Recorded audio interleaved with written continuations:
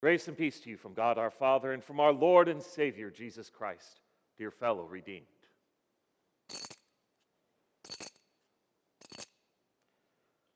What would it cost?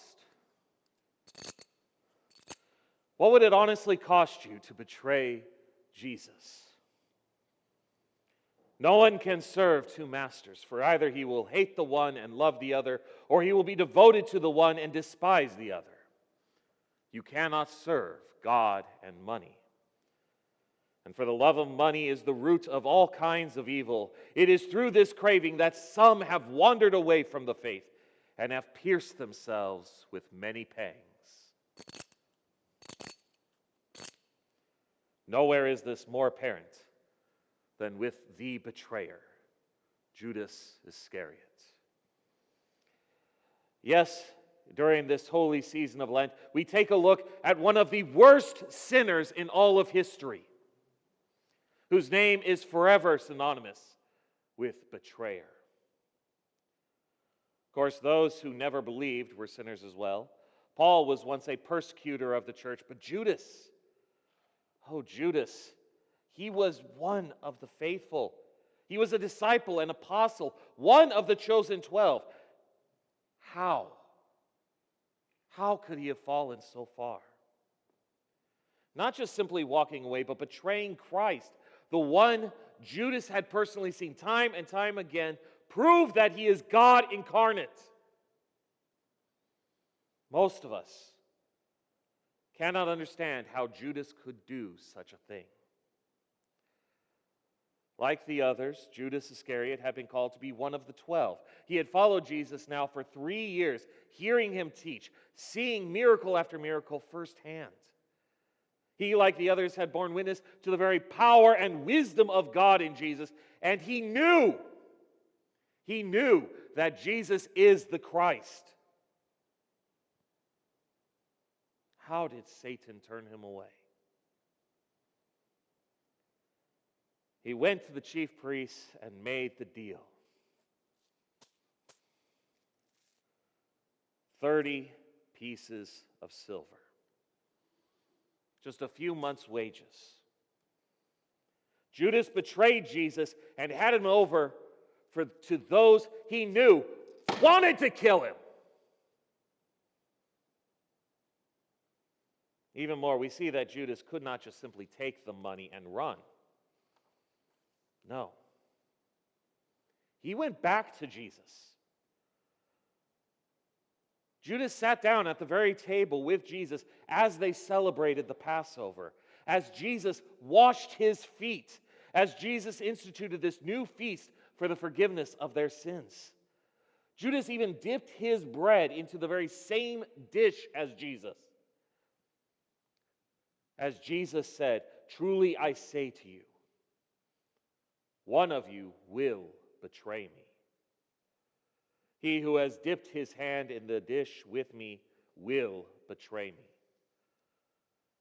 For the Son of Man goes as it is written of him, but woe to that man by whom the Son of Man is betrayed.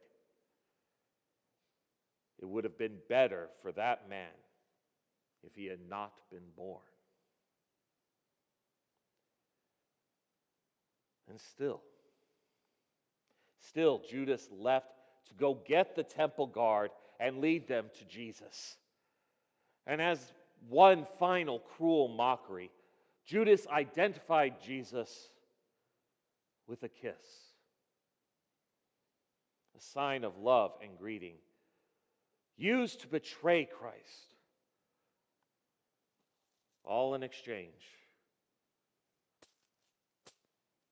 for 30 silver coins. Usually we try to put ourselves in the shoes of the saints, trying to understand them, wondering if we could ever be like them. But most of us can't even imagine ever understanding Judas. We dare not even speculate what it would take for us to betray Jesus. We cry out with the disciples, "I will never betray you or leave you, Jesus. Not for 30 silver coins, not for gold coins, not even for $1 billion gajillion dollars."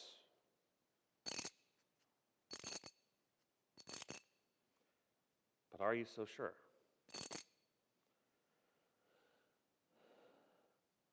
I am willing to bet that most, if not all of you, at one point or another has walked a similar path. For how many of you have worked a job that required you to work on Sunday morning? You have to choose. Which is more important to you, church or work? Oh, you may justify it as temporary, that you'll lose your job if you don't go, and you can always make up church later.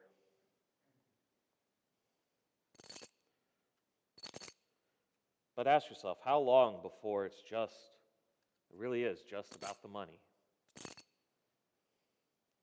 Or how many of you have struggled putting money into the offering plate?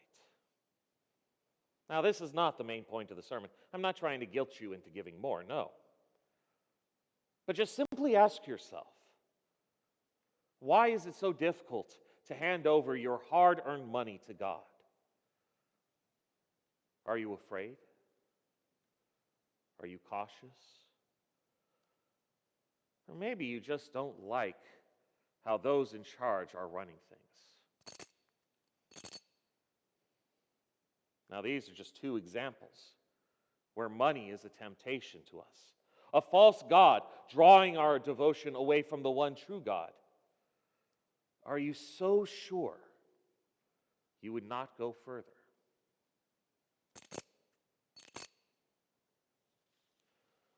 Of course, money really is just a means of power and control over your own life.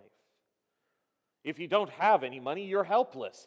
But with wealth, you can do whatever you want, whenever you want. Can anyone stop you? Can even God stop you? In a way, anytime we try to wrestle power over our own lives away from God, to be our own gods, determining what is best for our own lives, it is ultimately the same sin. We forsake the one true God for a false one.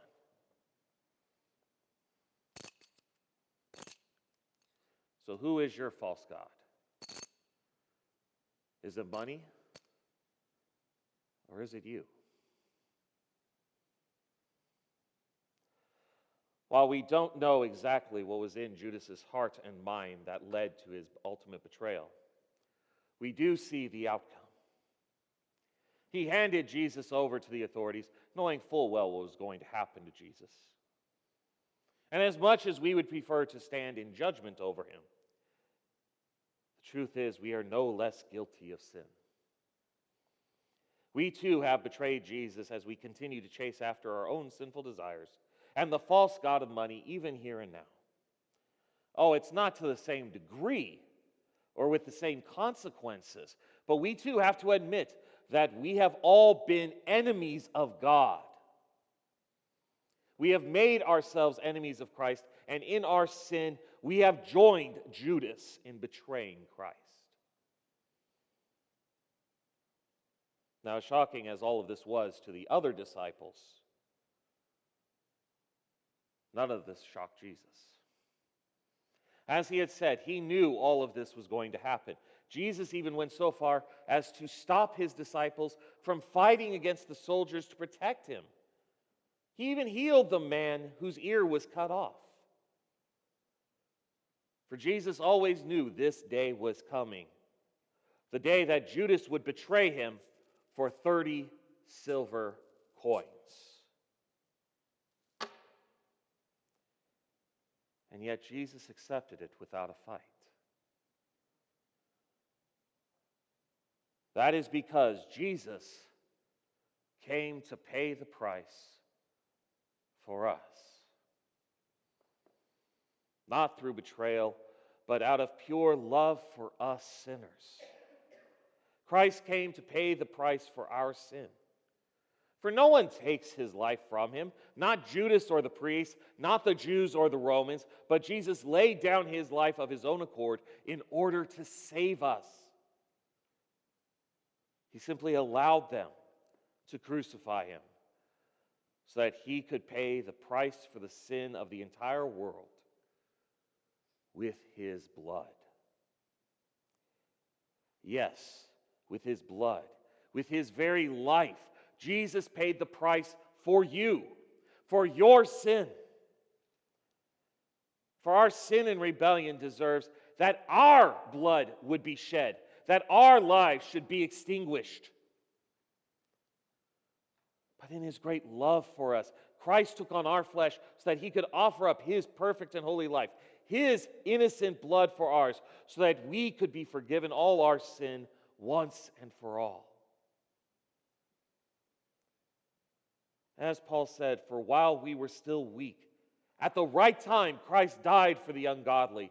For one will scarcely die for a righteous person, though perhaps for a good person one would dare even to die. But God shows his love for us in that while we were still sinners, Christ died for us.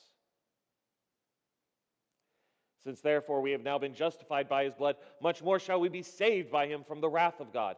For if while we were enemies, we were reconciled to God by the death of his Son, much more now that we are reconciled shall we be saved by his life. More than that, we also rejoice in God through our Lord Jesus Christ, through whom we have now received reconciliation.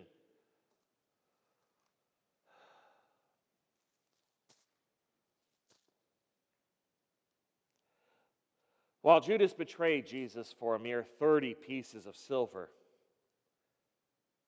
Jesus paid the price for you, for your sin. Not with gold or silver, but with his holy and precious blood. And not just you, but everyone, from Adam and Eve to the last child that will ever be born. Jesus died for all. Even Judas.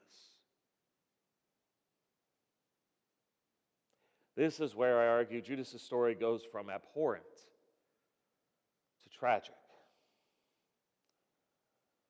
Now seeing what the chief priests were doing, Judas could bear it no more.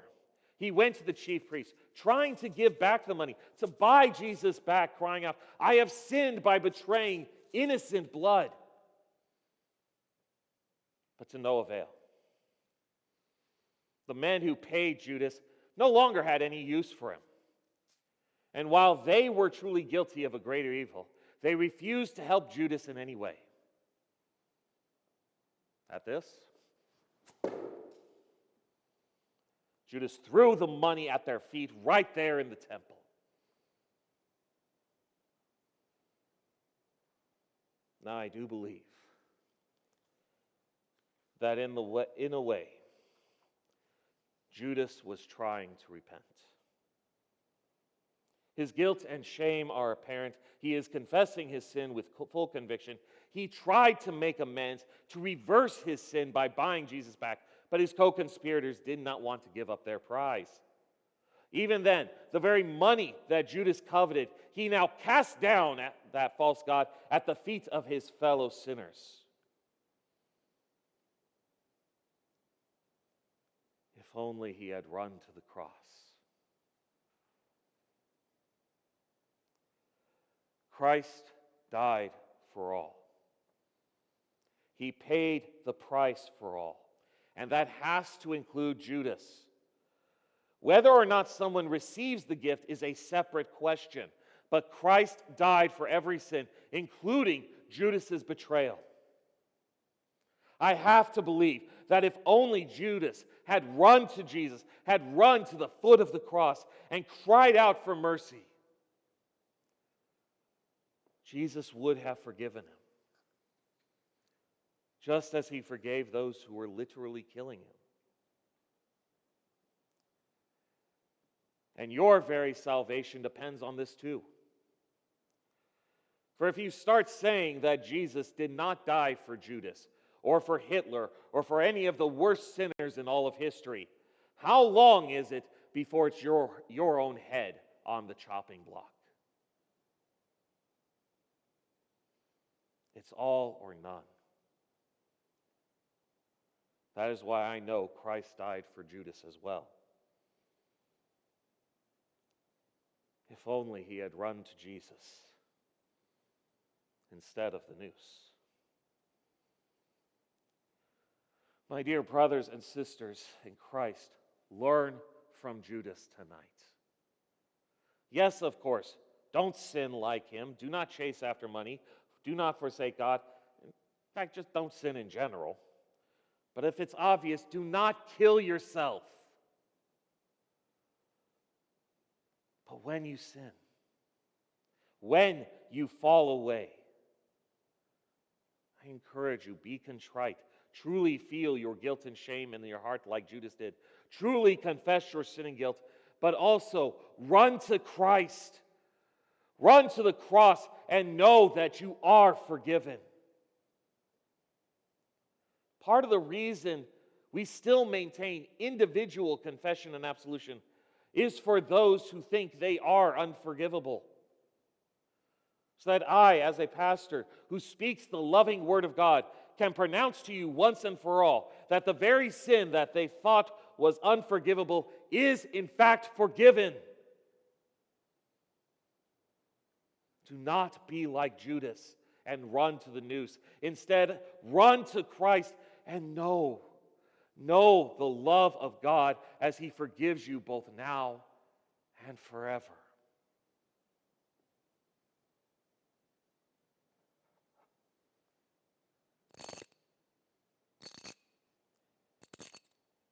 The sound of coins can still ring out today, tempting us to betray our Lord and Savior or condemning us of our greatest sins. But thankfully, the blood of Jesus speaks louder, forgiving you all your sins. Amen. Now may the peace of God, which passes all understanding, keep your hearts and your minds in Christ Jesus. Amen.